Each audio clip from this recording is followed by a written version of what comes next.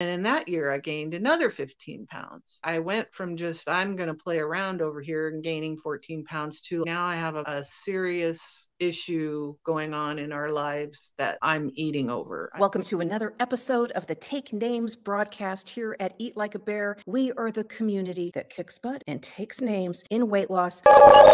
We have one of our favorite butt kickers here today. Miss Virginia Jennings is joining us. She is taking names all over this community. And I want to warn you, as you see this episode and listen to her story, she may well take your name and you could end up on a future episode of the Take Names broadcast. Here we are. I love Virginia's story. She's going to be apologetic about it because she's going to tell us a story about her lifetime struggles with weight, how she found Eat Like a Bear, how she lost weight, how she gained some back, and how she's working on getting to her final goal. And I love her story because it really shows like that process that all of us need to go through, improving what we did yesterday. So she implemented and she got off track. She then is making changes to do better today. That's what we all need to do. So I'm really excited to talk to Virginia today about her story. And then we will have wonderful name takers in this community joining us and asking Virginia some questions. And so without further ado, I introduce to you Virginia Jennings. Hi, Amanda. Hello, Virginia. How are you? I'm great today. How are you? I'm doing really well. Well, I'm so excited that you're here. And I know people are going to want to hear a bit about, so give us some background on your weight struggles, and then a little bit about how you found us and that first wave of implementation at Eat Like a Bear.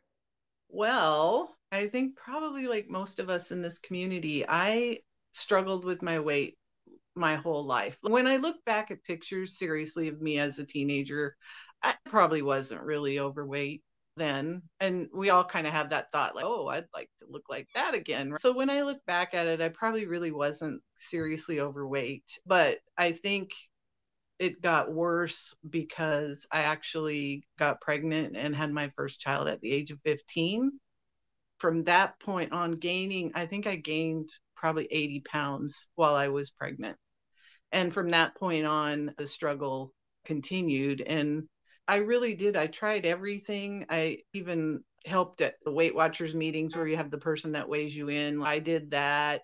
I did HCG where you take this, I don't know, even know what it, human growth thing, and you eat like maybe 500 calories. And I did Nutrisystem, of course, and this other thing that was these little powdered packets that were all 100 calories, and it could be anything from soup to chili to macaroni and cheese to muffins to whatever the item was, but you could eat 6 of those a day and then have a salad.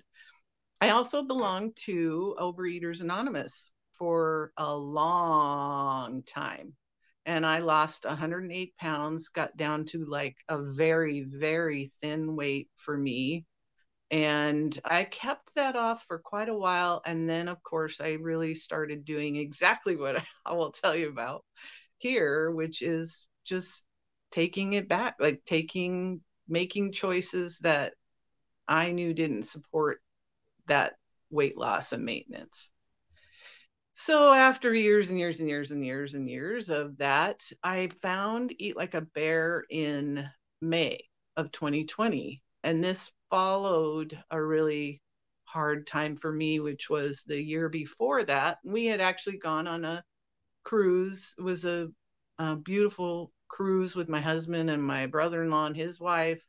And my second hip that I've had replaced now was failing. And I was in so much pain that I just could not enjoy myself or have any fun. And I knew that the weight was an issue for that hip. I was just in a lot of pain. And so we went on this cruise, and it was great other than the pain. I couldn't get off and do any ports of calls except one. And I was bound and determined. My husband still tells the story of me standing in line to get a seat in this little club because no one else wanted to stand there. And he said she was in so much pain, but determined. And I was, because I am determined. And so we went on this cruise. And when I got off the boat, my phone blew up and I found out that my mother, who was 92 at the time, had fallen and broken her ankle very badly and was in the hospital. Now I'm in California, she's in Washington. And I couldn't travel due to my hip. I just got home and basically collapsed. And then everything started to roll. I was her power of attorney, and I had to deal with the doctors and trying to get her into a care facility and just everything that you could imagine. And her health just went downhill. She was a severe diabetic. So I come from, I guess I come by maybe potentially being a diabetic naturally. And so she just went downhill and ended up passing away. And then I had to deal with her estate and all of those things from afar. And so in doing that, I was constantly stressed, and it was just consumed me. And I was still in major pain. And then COVID hit in March of 2020. And then we were in lockdown, so I couldn't even have her memorial or do anything like that. So that was a huge stressor, and I packed on some pounds then, even though I was already heavy. And so at some point in May, so we were on lockdown, and I looked back at my journal, and I had been trying to do keto and dirty keto and all kinds of things in that time period of March to May. And then Eat Like a Bear came across my feed. And so I thought, well, this is interesting. And I mentioned it to my husband, and I said, yeah, but these people only eat once a day. I'll die if I only eat one meal a day. I just was convinced that I couldn't do it. And my husband, bless his little heart, said, well, I fasted before in my past life, and so let's try it. I'm willing to do it with you. And luckily for me, I don't have any children in the home. It's just the two of us, and he was willing, and we were in lockdown. And so I just said, okay, let's start. And so when I first started, I tried the one meal a day thing. And so what I did was I just waited like as long as I could. When I got up in the morning, I just waited like as long as I could wait. And then I would eat. And then the next day I would wait as long as I could wait. And then I would just like push it a little more until I got to the next little half hour later. And so by the end of day 3, I was eating at about 3 or 4 o'clock, which was what we had decided would be our time. And so ever since, that's what I've been doing. I've been eating at 3 or 4. So I have done everything and then some diet wise. And this is like the only thing I have ever found that works, that takes away the food obsession and mind chatter. It's like clear and it's gone. And I don't think about food all day. And everything else I ever did in the past, that's really all I ever thought about was, what do I get to eat? When do I get to eat it? I'm planning it, all those things. And so in the course of the 3 years that I've been doing this, so May of this year was my 3-year bearversary. In the course of those 3 years, and so I'll say this for everybody out there. If you are interested in doing this, buy a book. Seriously, I have them all and then some. I buy everything because 2 reasons. I want all the support I can get doing this. And the second reason is I want to support Amanda in what you're doing to get this word out to the world, that I've watched people cure their diabetes basically. And so I wasn't quite there myself, but I could have been, I would have been. I was on that trajectory. And so I buy it all. But here's another reason why I buy it. Those recipes that you thought weren't very important, Amanda, that's why I'm here right now, is because you made those recipes. Because I don't track anything. I don't count macros. I don't even know how many calories I eat a day or any of that. All I do is open that book, pick a recipe, and eat that day. And to me, that is so easy and simple. And I don't have to think. I'm not constantly like worried about anything. And so to me, it is simple. It's not always easy, but it is simple, and it makes my life easier to eat this way. Anyway, I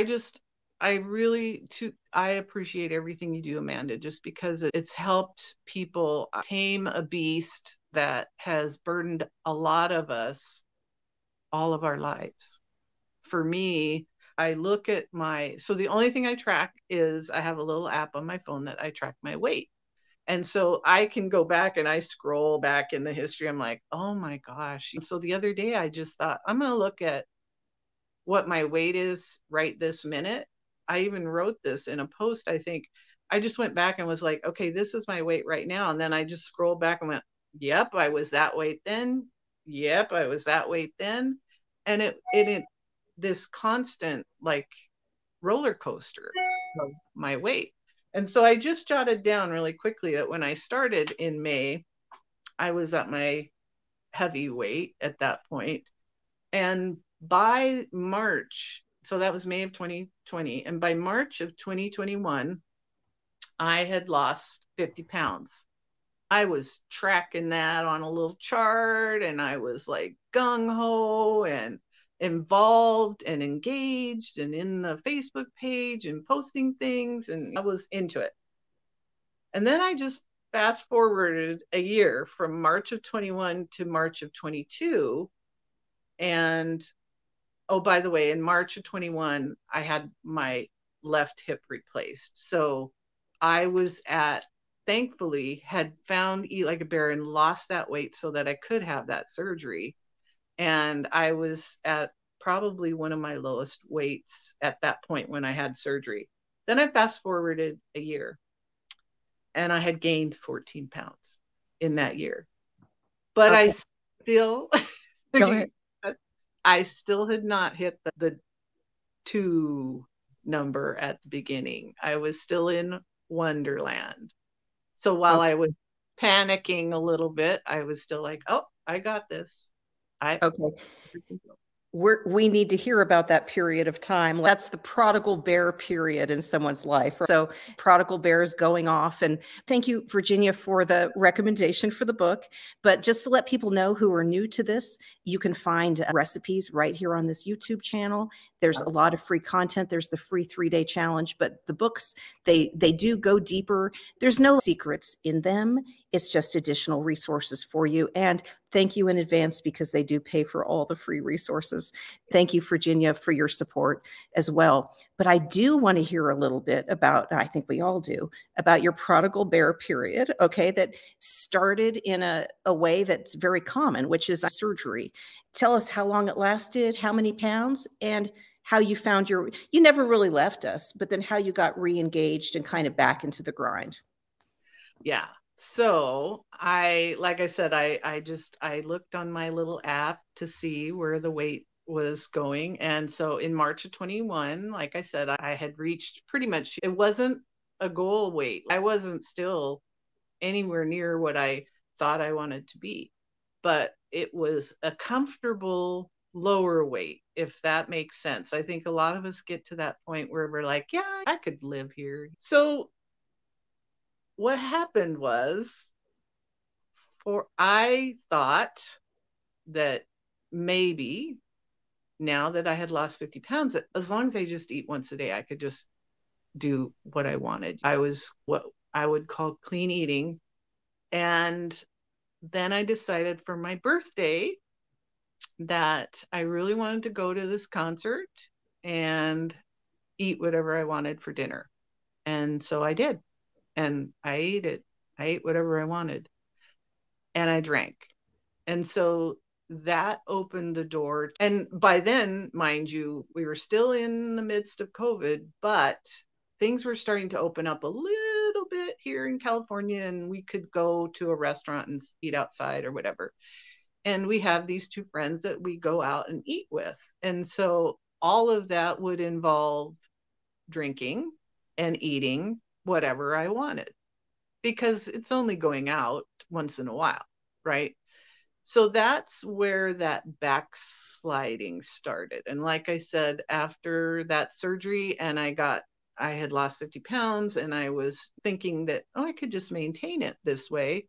I actually gained 14 pounds in the next year. And so when I examine my weight in my little app, I see that in that year of playing around, I gained 14 pounds. Then, so that would have been March of 22. Then about June of 22, my husband is a 100% disabled veteran and he had been having back pain. We were starting to look for ways that we could help with that through the VA. They're notoriously slow, but that's how things go. And so they start with the least invasive, which was physical therapy, and he got injections, and then he did this, and then he did that. And finally, they send him to a chiropractor. By the fourth visit, he had pain going down both legs, debilitating. And so when we were first originally searching for help for his back, now we have the back and both legs. And he has, in the last year, gone downhill a lot. He can't really walk. He cannot ride. He's a motorcycle rider, can't ride his motorcycle anymore. Went from being able to ride a bicycle. We got him electric trike and he can't even ride that. And so now he uses a rollator to walk around the house. But we do go walking. We have a friend who loaned us an electric scooter. So he gets on the electric scooter and I walk and we go down our road. That's what we do now. But in that year of him getting increasingly worse, it was thrust on me to be his caregiver and do all the things that caregivers do, at the same time advocating for him through the VA. And then in that year, I gained another 15 pounds. So I went from just, I'm going to play around over here and gaining 14 pounds to now I have a serious issue going on in our lives that I'm eating over, I'm stressing over. So I gained another 15 pounds until March of 2023, when I started engaging more in the bear community, especially in the den. And going to these hubs that we have, which were intended to be a, hi, I'm going to go clean my kitchen counter today and I'll be back in 45 minutes to check in with you all. It went from that to really being like this community of people who really do care about each other and support each other. And the things that we talk about, I don't even know if we should mention them here, but exactly. But the fact that I know that every day I get to check in with these people, and I do most every day try to check in, even if it's just like, hey, how y'all doing today? I'm going to go make the bed, or I think I'm going to do artwork today, or whatever the thing is, or I'm just going to go lay down and read because I just don't feel like doing anything today. And so getting engaged and back into that bear community has been key, because during the time from March 21, when I was down 50 pounds, to March 23, so 2 years later, I gained 29 pounds back and I disappeared. They will tell you, where have you been? And so from the main group of Facebook, I just sort of like wandered off. And so every once in a while I check in, I watched it, I saw what was going on, I would comment on things, but I wasn't posting anything about me or how I was doing or any of that. It was getting back into a group and a bear community and being engaged in it. Like engage was like a big word for me in March, because it's when I don't want to engage that I need to engage and I need to be there. And we started talking a lot about shame, about how people can just disappear because of that shame. And I thought, nope, nope, nope. We're going to talk about this. And we have talked about it loudly and openly. And I, like you said in the beginning, I would be apologetic because I don't feel like I'm anybody's success story. Certainly, I never got to a final goal weight. I never maintained for any length of time. And I was not a century bear. That's where the shame can start, is feeling like you're not good enough or what you've done isn't enough. And we here in Eat Like a Bear are working really hard to just stop that shame and move on. So if anybody out there, you ate something or did something today that you're not happy with, just stop right there and move on. One of the things that I did was, when I came back into the fold, so to speak, was instead of saying I lost 50 pounds, but I gained 29 or whatever the number was, instead of saying that, I flipped it and said, but I've lost 32 pounds. And so I don't even say that part. I lost and I gained. I've lost this much. I leave all that out and I just say, I've lost 32 pounds on Eat Like a Bear.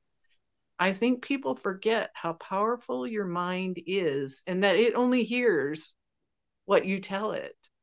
And so talking to yourself in a way that I call it, sometimes I call it fake it till you make it. I don't always feel upbeat and happy and whatever, but telling yourself that versus the other is key. Even if you don't, if that's not really true, your brain thinks it's true because you just told it that. And that's what makes our brains such marvelous things, that we have the power and the ability and the choice to do that. And in terms of the shame, because it's hard to get past feelings of shame, it really is. And we had an episode a couple of times ago where we talked more specifically about shame. But one really simple tool for that, if you're struggling with that, because I will say there's no positive life change that comes from shame. There's no weight loss or anything else that you're going to really get if it starts from that seed of shame. And so we talk about the big goal here in this community. And I would really encourage everyone who's struggling with this to set the shame aside and embrace your big goal. That is your positive view of your vibrant future, what you will be doing. And so when those feelings creep up, those negative feelings, shame and regret and remorse, it takes work. It takes its own effort to turn off that chatter and fill it with your positive visions of the future. If it means watching movies that are centered around that. So mine was hiking. I could watch adventure movies or documentaries, stuff like that. If it's watching that stuff, if it's going out into like the pine forest, whatever it is, limping around like I was doing. And that is a way to just put that over there, put it over there. And so Virginia, you've been in the deep den. And let me just say too, Virginia's referring to our deep den area. She mentioned the large Facebook group, which is a really great large community in Facebook. It's awfully big though, and it's hard to develop those one-on-one friendships. You certainly can, and people do. But what we have is a member-funded deep den, and member-funded means that you pay for it. We have resources because it's paid for. And one of the things that we do is we have a daily get-together. It's called the Project Hub, and that is a personal touch point. And we bring our projects. But as Virginia has said, what's happening is that as we bring our projects, which are just very simple, there's no stress or expectations around what you're bringing to this. It has become a way for us to really develop much deeper friendships. It's accountability, the support, and every single time that I've gone, even if I felt like I'm too tired or whatever else, every single time I come away from it just feeling so much better. So I thank you guys for that too, and for that opportunity. And I would like to say something about this. So my husband, as I mentioned, is disabled, and I do care for him. And he would ask me, like, what are you doing when you go in that room? We call this now, this is the Zoom room. And so he's like, what is it that you're doing in there? And so I explained to him, I said, this is my Eat Like a Bear community. And I go in there and we chat and we talk to each other and Zoom. And he said, I'm so glad you have that, because you take such good care of me. And that's something that's just for you. And he totally understands why I'm in here every day. And he gets it. He understands how important it is, because he knows that doing what I'm doing for him isolates me a little bit from the world, the community, my friends, and all those things. And so he's so grateful for what I do that he's just happy to go, hey, yeah, go Zoom, do whatever. And so I would really encourage people who want to do this and who are interested in being in the deep den to talk to your family members about it and just tell them this is an important thing that I'm doing. It's not just, I'm not just in there goofing around. This is what keeps me on track. When I told him, I think I might be going to Arkansas, he was like, oh, yeah, that's a whole other story. Be careful what happens when you show up at the daily Zooms. So that's what your husband might say about that. Just to let people know, because we're only at this point opening the Deep Den about quarterly, get on the email list and watch for the invitations to that. And anyone who's new, find the like what to eat resources, and there's psychology packed into those, and particularly the books. There's a lot of resources for getting started. I don't mean to create like all this FOMO right now with can't get in the Deep Den because it's closed or whatever else, but just so everyone knows that it is out there as an additional resource. But we have a lot of free support for a very large and growing community out there. Highly organized. I will say I've never been in a community that's been as organized as this one. So when Anna Sewell gets in there and it's this post that's this long with all these links, don't miss it. There's a lot of stuff in those things. I'm not sure I've ever heard anyone say that, but thank you. I like to think it's organized, but it's been 5 years of work of building that informational infrastructure. And so there's so much for people getting started. And so I really want to direct everyone to that. And again, I don't mean to create the fear of missing out, the FOMO about the Deep Den in particular, but we're filming this right now in the Deep Den. So you hear a lot about it on these broadcasts because that's where we are right now in our Deep Den community. But Virginia, as you think about, so your kind of restart in March of this year. So if you started in March of 2020 and took, was it 8 months and losing 50 pounds, and then you gained about 30 back, and then kind of maintain that for a while, because you've been here in the Deep Den in those months. And so some kind of switch flipped on you in March that's gotten you back in. Tell us a little bit about flipping that switch, because you've lost a few pounds too since March as well. So tell us how that's going. Well, I've always been a slow loser. I've always been a slow loser. I've had thyroid cancer. I'm on thyroid medication. So my body has never wanted to get rid of that weight easily.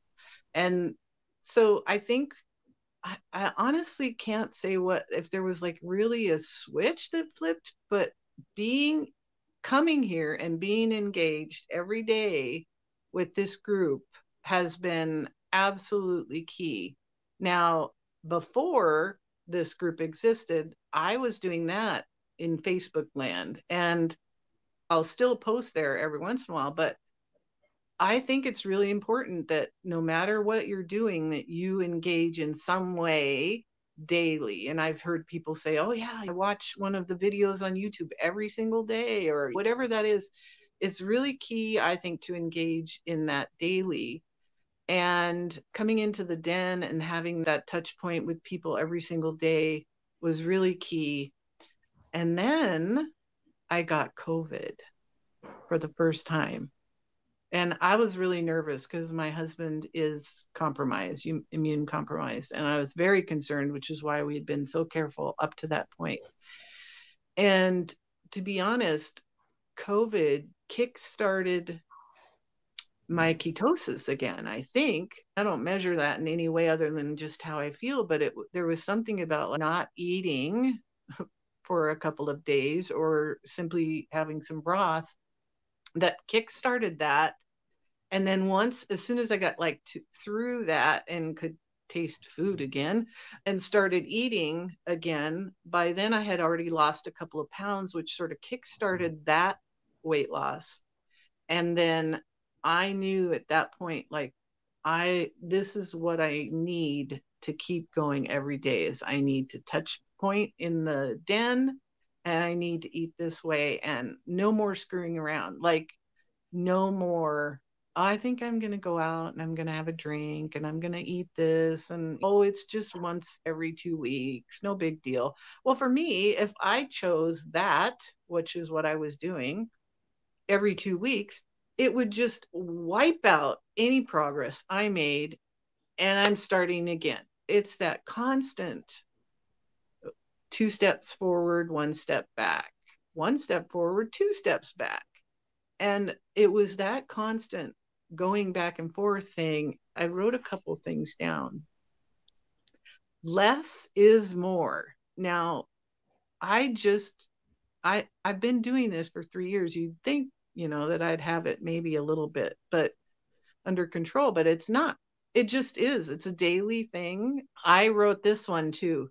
0 is not deprivation. It's freedom. And so once I just took back and said, that's enough. No more, I'm going to have dessert when we go out. No more, I'm going to have a margarita when we go out. It was just like, no more. And that deprivation that people would call deprivate. Oh, you're just depriving yourself. Why can't you have a drink? Why can't you have dessert? That to other people is considered deprivation. To me, it's freedom. I don't do it, and it doesn't interfere with what's going on here or down below. I also said that when it feels hard, examine why. Like when this feels hard, I have to take a step back and examine, like, why is this hard? Because it's not on a daily basis hard. It is not hard when I eat my 1 meal a day in my 1 hour, and that's it. And I'm done. It's just not hard. And so it's just much easier to stay in the zone, as we say it. Thank you, Ellen, for calling it the zone. I love it. Let's bring Ellen up because I feel like it had to do with back when Ellen coined the term. But actually also, let me just put up Jennifer's comment too. Jennifer says Bears Crushing 2023 was a good way of re-engaging. But let's bring up Ellen as well, who does not yet have her tiara for coining the term the zone here. I believe you coined the term in February, Ellen, is that right? Mm-hmm. Yes, it was during one of our lives. We were talking about getting into what did we want to do for March. And so we wanted it to have something to do with March. And my picture in my head was marching into the zone. Because when I'm in the zone, everything's easy. It's not hard or complicated. It's simple. And I'm not as tempted by various distractions, food distractions that might get me off course. So marching into the zone. And then we all marched into the zone. Yes, we did. We're recording this in June, and the zone is our big focus for June as well. The zone is this place when you get in the groove, like you start the diet, you're in the groove, you're feeling that power and energy, and you're not like getting off track. Because every day you have your thing, you have your system, you have your expectations of what you're going to eat. You've already promised yourself you're not going to eat the dessert or whatever else it is. And then you just stay in the zone of those automatic decisions. It becomes like, that's what I do. That's what I'm doing because I'm in the zone. And how much flippin' easier that is. And so what I decided to do is I'm going to be in the zone all summer. And now I'm thinking I'm going to be in the zone maybe the rest of my life. And so I've been playing around with that. And I'm really amazed. Even in maintenance, we can eat a little bit more. You can eat a little bit more in maintenance. That's good news. And that's bad news. Okay. Maintenance also has this same issue of you just want to eat more. Always. You're always going to want to eat more. If you start thinking about it, you're going to want to eat more and more and more. Just start thinking about it. But that automatic thing that you set up, you're not thinking about it because you've already made the decisions. The zone. And so Ellen coined the term for us. And yeah, I do feel like Virginia, it was that like march into the zone. That's where you started. Right. And you started reporting in on your weight. And didn't you win one of the monthly weight challenges too? I don't know if I don't think so, but I did lose. That was COVID, but I'll take it. Right. And I did lose that month. Yeah. And yeah. I think it really is just having something to focus on that's really positive. And Ellen, it is that march into the zone, that oh, let's be powerful, has been really key. And the zone is a magical place. I will not lie. It really is. And you can tell, I think, when you talk to people or see what they're reading, writing, posting, you can tell when you're in the zone. And like I said, it is not deprivation. I know people will say, "Oh, but God, I can't go the rest of my life without having X, Y, or Z."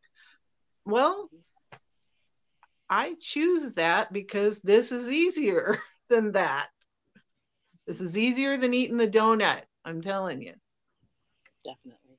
Ellen, thank you so much for joining us and for your questions. I'm going to leave you guys to it. I was thinking, Virginia, while you're talking about being on track and then getting off track and getting back on track. And I was wondering, if you do get a little bit off track, what is one of your favorite strategies to get back on? One of your exit strategies of what to do in the moment? Because I know in my own history, and I think a lot of people, that you get off track just that one little bit, and that can just roller coaster to a day, a week, a month, a year, and people get lost out there. Yeah. So I just wondered, what helps you most? Well, I think, honestly, it's prepping. Okay.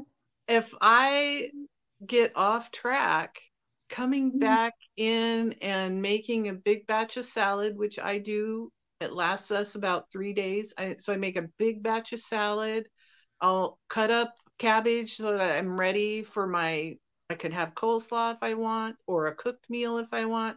Having those easy to grab frozen chicken, frozen cauliflower, having all the things that I need to be successful in prepping for that in advance.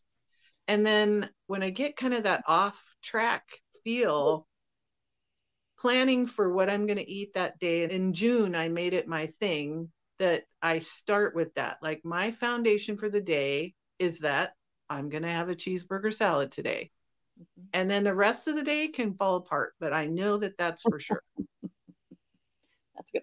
I have one other question, and it's not something really we touched on, but it's something that I hear about from time to time. How often do you weigh, and do you find it helpful or not helpful? What kind of relationship do you have with that scale? I weigh once a week on Sunday morning.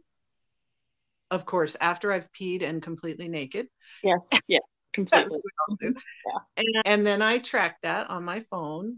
Mm-hmm. But when I am struggling, so when I look back over these couple of years where I was struggling, mm-hmm. I avoid that scale. I know it is not going to tell me what I want to hear. And so I will avoid it. When I'm kind of on track, I'll see this regular checking in every week. And when I'm not, it's like, I don't know, a month could go by and I just don't want to do it.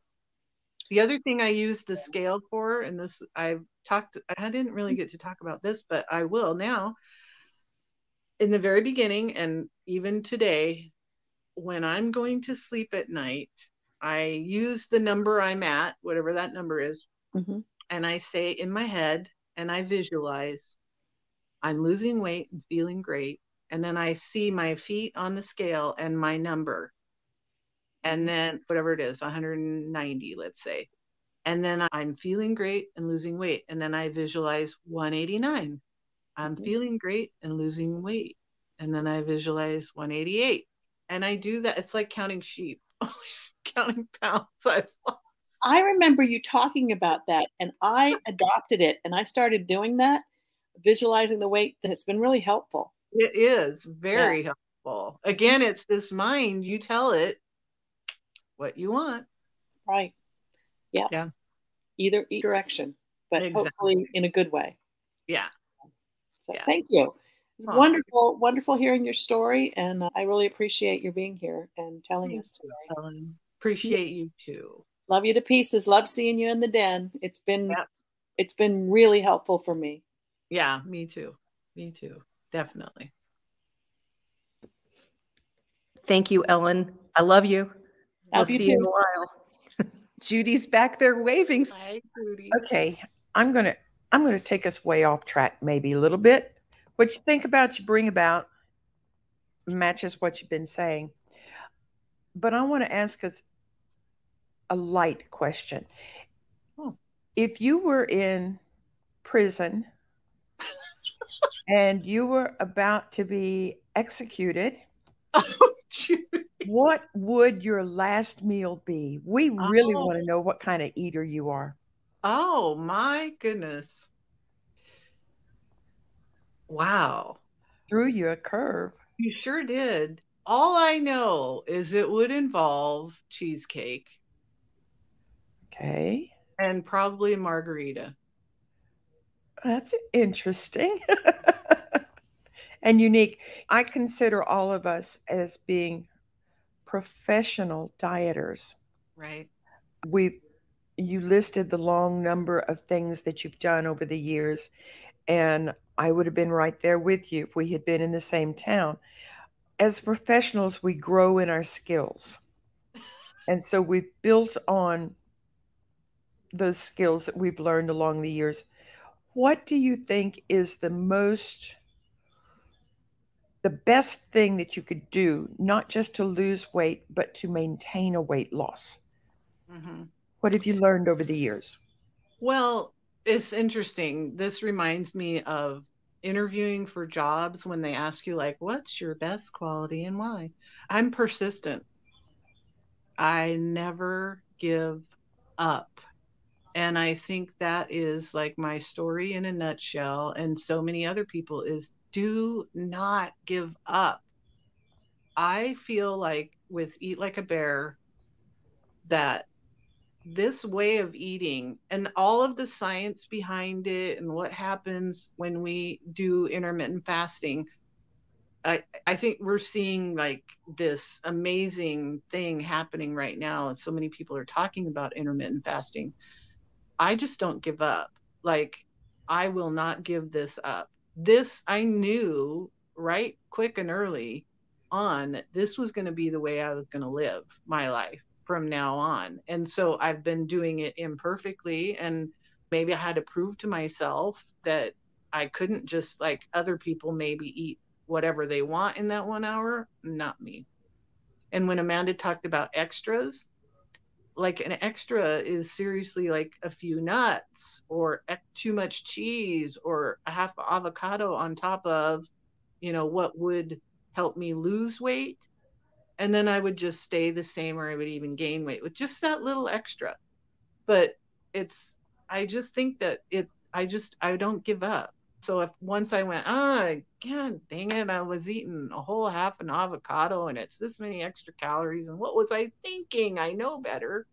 And a half avocado is great. It's good. It's healthy. It's good for you, but not when it is on top of what's already something that's going to either help me stay at this weight or lose. Yep. I think we're on the same page with a lot of things.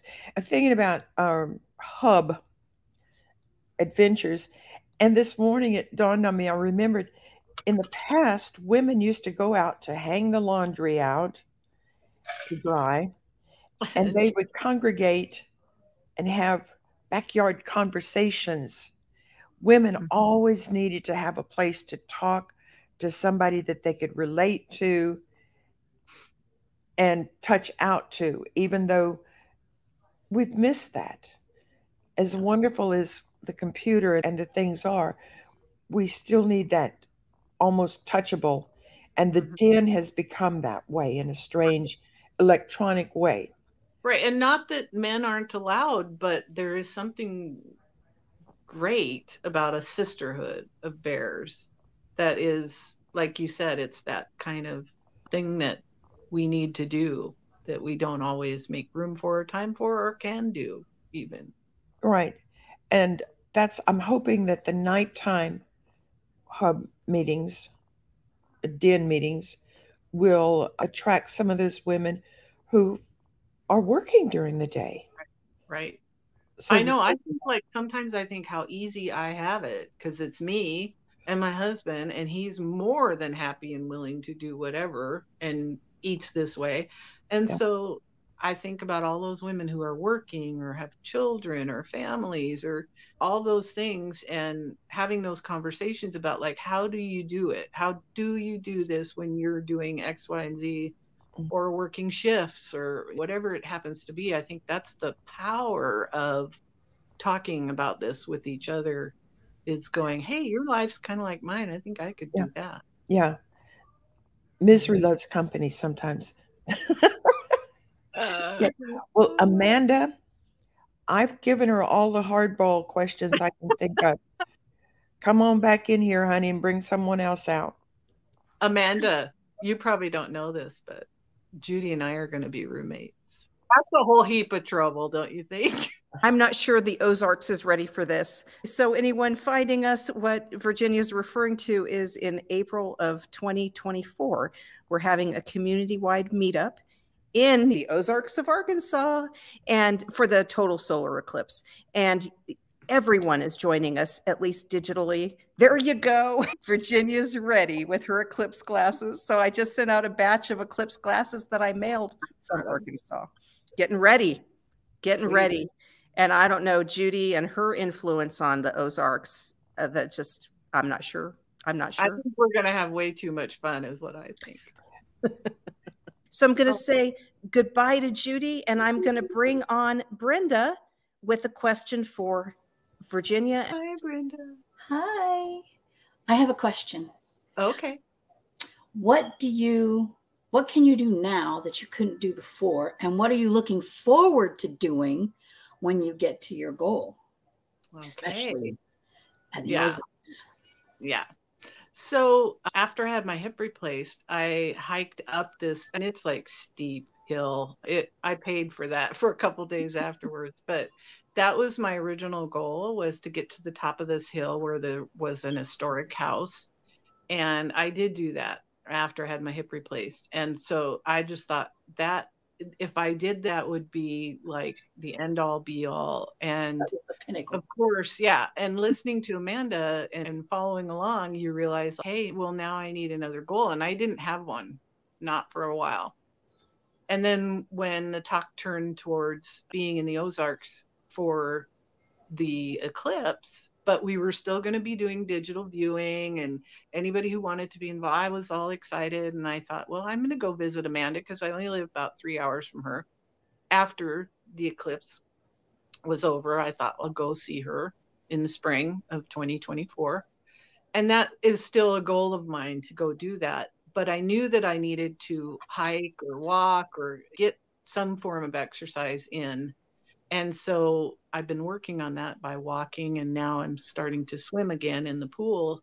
But what I couldn't do before was I could not clip my own toenails. It was very difficult to put socks on. Like I would have slip-on shoes or sandals or whatever.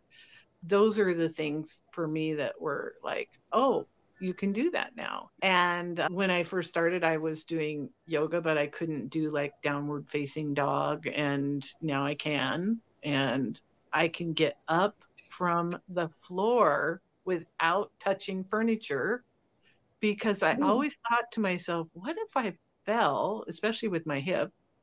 What if I fell like somewhere out in the world and I couldn't get up and there's no couch to crawl over to? Like, what then? Now, I am not going to jump out of a plane with you, Brenda. Why? But I will go ziplining. I will go ziplining. I will go hiking. I am going to twirl on a mountaintop with Jackie Pick and everybody else. We're going to be like the Von Trapp family twirling around up there, wherever that mountain is. Those things I just need to, I have between now in April 2024 to get strong, healthier, lose a little bit more weight, and come and visit all my bear buddies.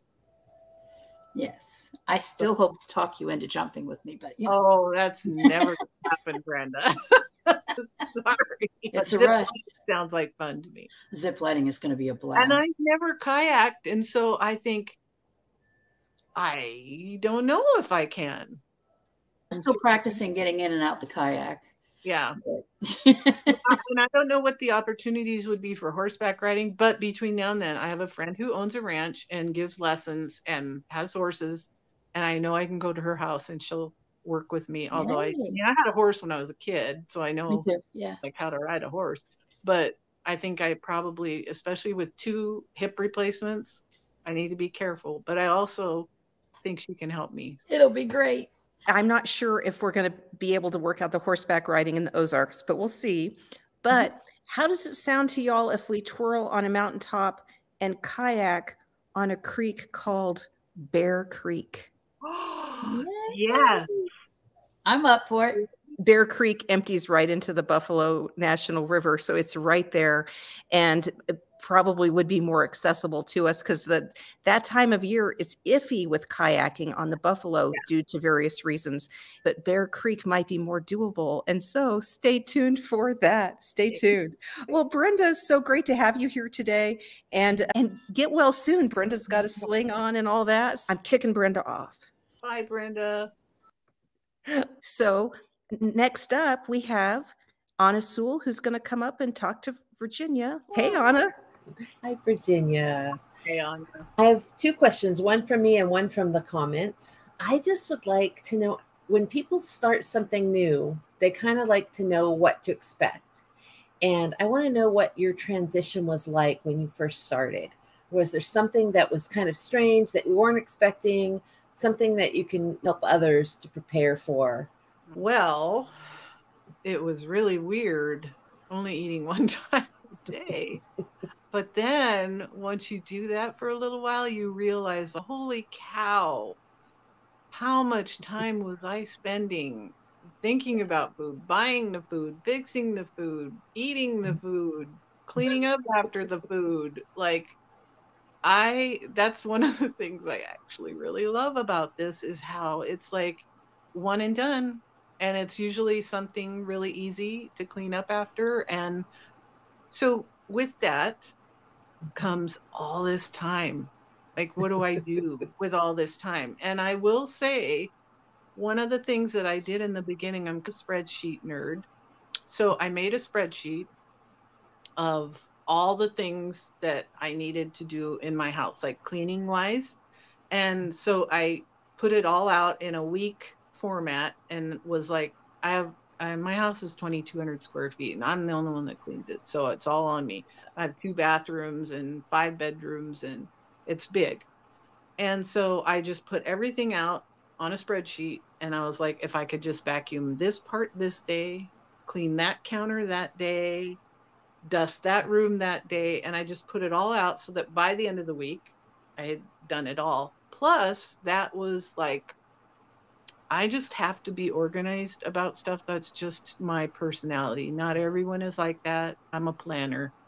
And so I had to put it all into a spreadsheet just so I could see it and go, okay, did I do that? And then on that spreadsheet, I also added exercise. And for me, it was not like a major deal at all. It was like, maybe I'm just going to move for 10 minutes today, or I'm going to do yoga, or whatever it was.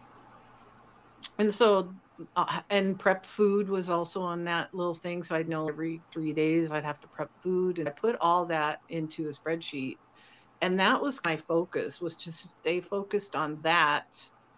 And because of that, I could have this one meal and then be done. And the other thing I did was I made a list of everything that needed to be done. You know how you could go around your house and go, yeah, I need to patch that stucco and paint that little trim, and I need to reorganize this, and that needs to be. So my husband and I got together and just went around the whole house. It's outside. What things do we want to get done, kind of, and just made this list of stuff. But it also included fun things because I'm an artist and I love to paint. And so for me, I needed to have that. And so I just made this list of all these things because after I did my little spreadsheet of things, there was like extra time because of course I'm not making food and dealing with food. And so any time that I started going, I'm kind of hungry, but it's not really my time to eat, or I'm sort of bored today, or I'm just feeling whatever it is, I would go to that list and go, okay, I'm going to do this today. And boy, I tell you, we knocked off a lot of stuff on that list by doing that. And I just think that one of the number one tips for anyone is to stay busy, especially until this becomes your habit and your daily thing, what you do every day. Yeah. We talk about eating and then going and being awesome. Yeah. And really the being awesome is just about living your life. And so you had those lists that really helped you. Right. And that is a way to be awesome, to have everything where you know what it's already broken down and you already know what to do. That's awesome.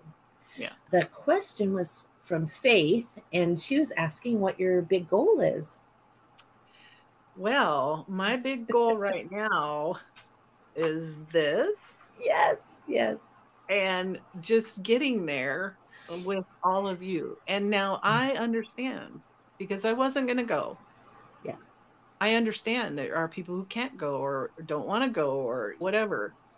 But as I started thinking about it, as Amanda mentioned, FOMO, fear of missing out, I thought to myself, like, not just missing out meeting a lot of people that I have seen in these rooms or on Facebook or whatever, not just that, but I thought to myself, when will I ever get an opportunity to see a total eclipse again and be in a totality of that?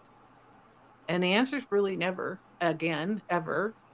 And since my husband can't really travel, doesn't really travel, and so we just don't go anywhere really, I thought, I'm only 63. I'm healthy. I can move. I can do things that I couldn't do before I had my other hip replaced. And he understands that and doesn't want to stand in my way or be a burden or a barrier to me. And so for me, that's like, that was the reason why I made the decision that this is something I want to do. Now, a lot can change. We know this. In 10 months, a lot can change because we're scheduled to go see an orthopedic surgeon, and who knows what could happen between now and then. But I am planning as if. Absolutely. And just the reaching towards that has so much of a reward that the rest will just be like the topping. Yeah. Oh, well, that's awesome.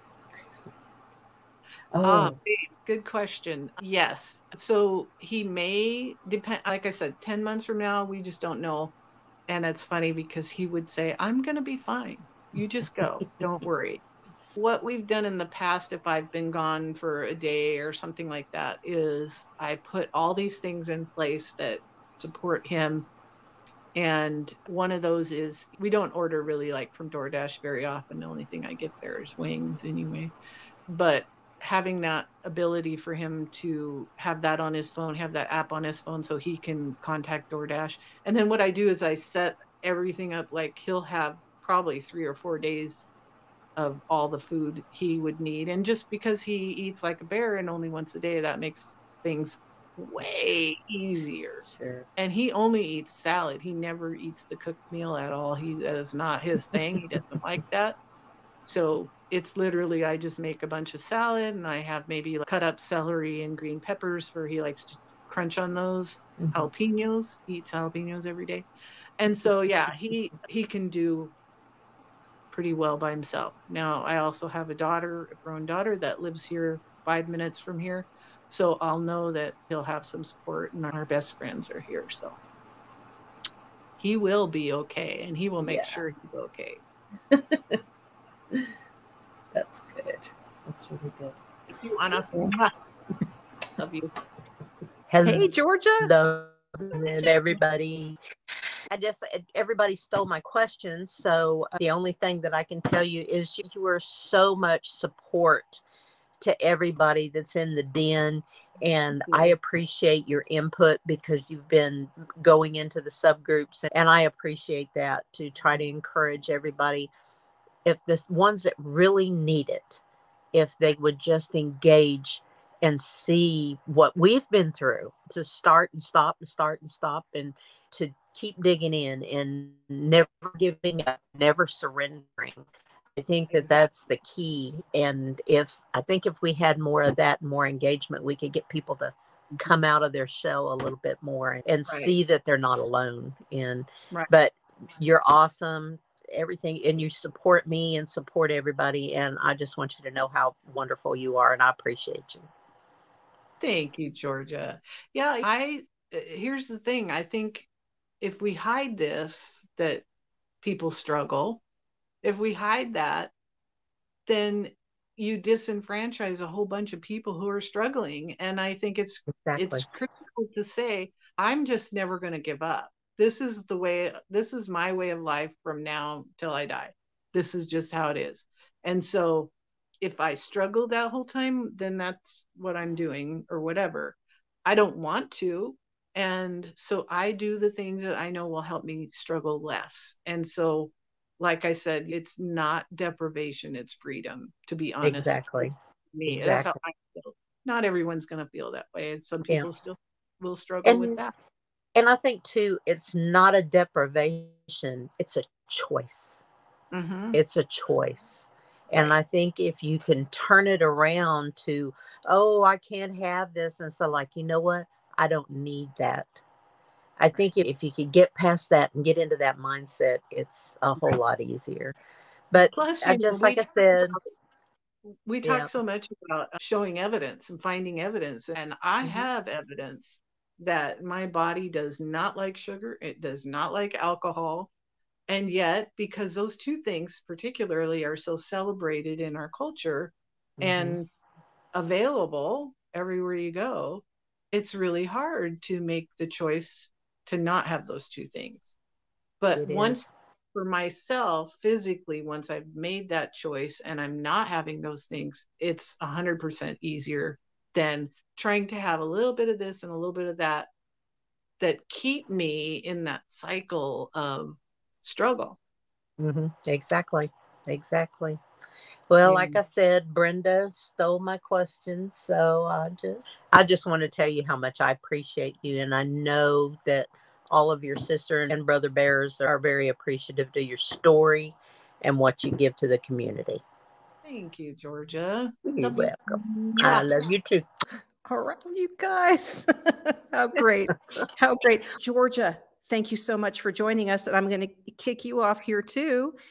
And we had another question posted in the den for you, Virginia, which was from Sue. And Sue wanted to know specifically about your eating time, that you said that you eat at about 3 p.m. And so people might know that I tend to eat in mid to late morning. And then I always say, I feel like there's an advantage to that in the sense of like digested before bed. But Sue also eats a little later in the day. And she wondered did you test into that? Did you just choose it and it worked? Tell us a little bit about the meal approach. Well, in the very beginning, when my husband and I talked about what time do you want to eat? And we both felt like an early dinner. So we started with aiming for 4 o'clock. And like I said, when I first started, I was like, oh, maybe I can make it until noon or even 1, and then I would eat. And then it was like, maybe I can make it till 1:30 or even 2, and then I would eat. And then it was like, I can make it till 3. And then it finally got to that 4 o'clock time, which was our meal time for a really long time. And then when we were out there in the world and goofing around, it was easy to go eat but at a non-standard meal time because it was less crowded. Of course, we were in the middle of COVID, so that made it easier. What was interesting was it was hard for our friends because one of them she is very, very thin, very muscular, and burns a lot of calories every day because she has horses. And so it was hard for her to skip lunch and then wait and eat with us. And so our time went from 4 o'clock down a little bit. And so sometimes we would even go eat at 2 o'clock with them. So my time has wavered in that I would say between 2 and 4 o'clock. Sometimes it might be 5. It depends on the situation and what's going on that day and family here and having a meal, and they want to eat at a more normal time. But now anybody that knows us knows we eat at 3 o'clock. That's when we eat. And I do that kind of because I can wait that long. I get up and I have coffee, and then I have my electrolytes. That's my second thing I drink. I love my electrolytes. And if you're new to this, do not overlook the importance of them. 3 years in, I have them every day. And I swear it makes a huge difference. I can feel the difference in my body when I do that. I don't get hungry. I don't know. There's just something, it's magic.